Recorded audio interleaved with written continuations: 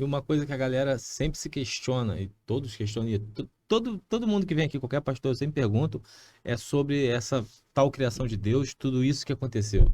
Se Deus é onipotente, onipresente, onisciente, como é que tudo que aconteceu lá, desde Adão e Eva lá, a cobra, a maçã, né, simbolicamente falando, por que que aconteceu isso? Ele sabia o que ia acontecer. Então, porque Deus não é pego de surpresa. Porque se Deus criasse seres humanos sem a possibilidade de escolher, Deus seria tirano. E Deus não é tirano, Deus é soberano. Há uma distinção entre tirania e soberania. Soberano é aquele que pode todas as coisas. Tirano é aquele que faz tudo o que pode sem medir as consequências. Então, se Deus fosse tirano, ele diria o seguinte: eu vou criar um ser humano em série. Ele não vai me desobedecer.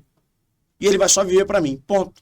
Só que uma das coisas que a teologia chama de o defeito de Deus é Deus permitir-se ser rejeitado por um ser humano finito. Isso não faz o menor sentido.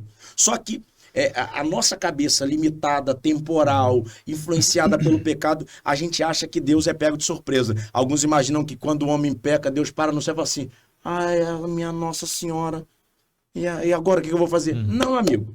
Deus já sabia e já tinha preparado o sacrifício antes do homem pecar. Então vamos lá. Deus, quando o homem peca, Deus vem no mesmo lugar. O homem pecou.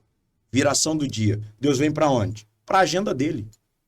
Deus não altera a agenda dele por conta do pecado do homem. Isso aqui é lindo demais, cara. Porque pensa comigo, se Deus fosse um ser que não quisesse o homem, ele diria: o homem pecou, Deus é onisciente. O que eu vou fazer lá?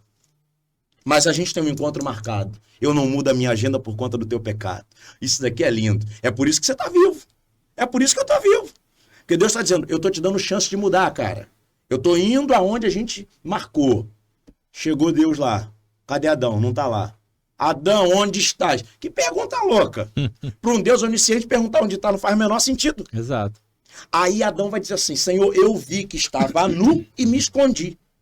Aí ele vai dizer assim: quem te mostrou? Porque naquele momento Deus estava dando ao homem oportunidade de arrependimento. Deus estava manifestando com o homem aquilo que Paulo vai falar lá nas suas cartas sobre longanimidade. O que vem a ser longanimidade? É prolongar um juízo a fim de dar ao homem oportunidade de mudança. Então, a Bíblia diz que quando o homem comesse do fruto, ao comer do fruto morreria. Se comer, certamente morrerá. Pergunta, senhores, aqueles que estão aqui e aqueles que estão nos acompanhando: por que que o homem não caiu duro na hora que comeu? Se Deus fosse um ser mau e a sua justiça fosse manifesta em primeira instância, era para o homem comer e morrer. Mas não morre.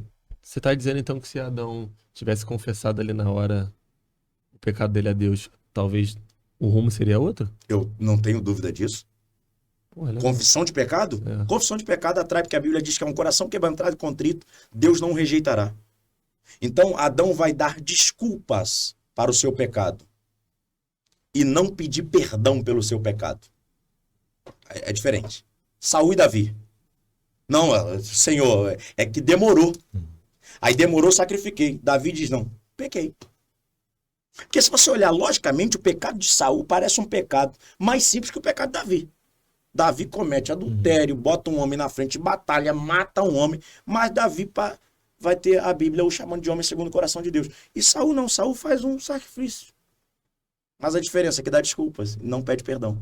Então, quando o homem começa a dar desculpa, ele vai dizer: Senhor, o problema não sou eu, não. O problema, a mulher que tu me deste.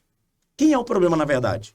Se o meu problema está ligado a algo que você me ofereceu, quem me ofereceu o problema? Você. Era isso que ele estava falando para Deus.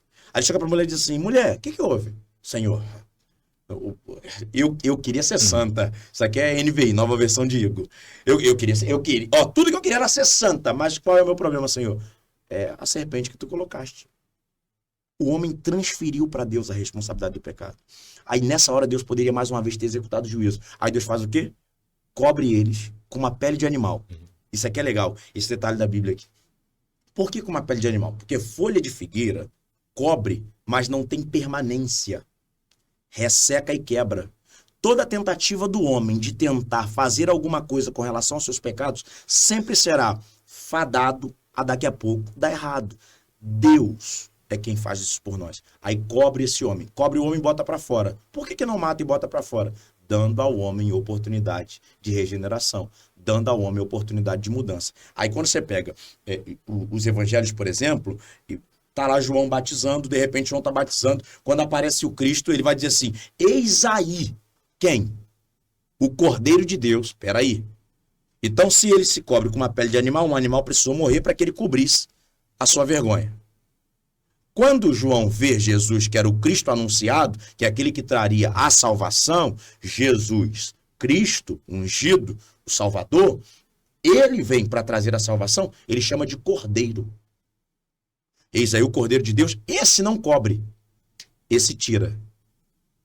Quando você vai para o Apocalipse, ele vai dizer assim, eis aí o Cordeiro morto desde antes da fundação do mundo. O pecado não pega Deus de surpresa.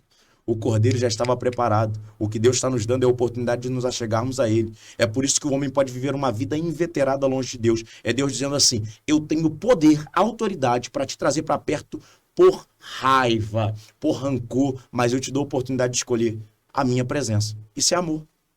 Interessantíssimo. Essa parte que você falou é uma parte, esqueci a palavra, como se fosse uma parte quebrada da teologia? Não, a gente chama de... alguns chamam de o defeito da teologia. Defeito da teologia. Se for parar para seguir essa lógica, até mesmo a criação do homem, né? Por que um ser divino, onisciente, criaria um homem?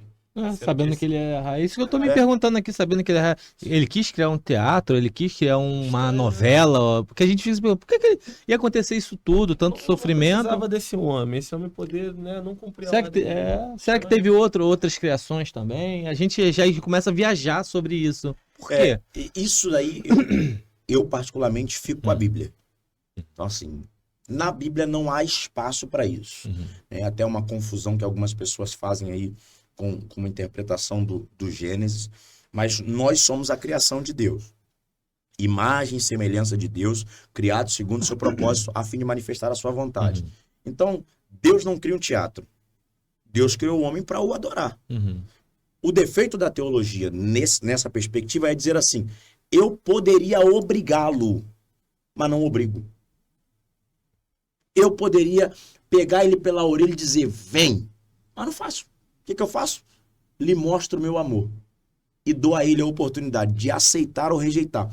E aqui é importante que ninguém vai para o inferno. Ninguém vai para o inferno pelo que aceitou. Qualquer pessoa que vá para o inferno, ela vai pelo que ela rejeitou. Deus sempre vai dar ao ser humano a oportunidade de mudança. Sempre.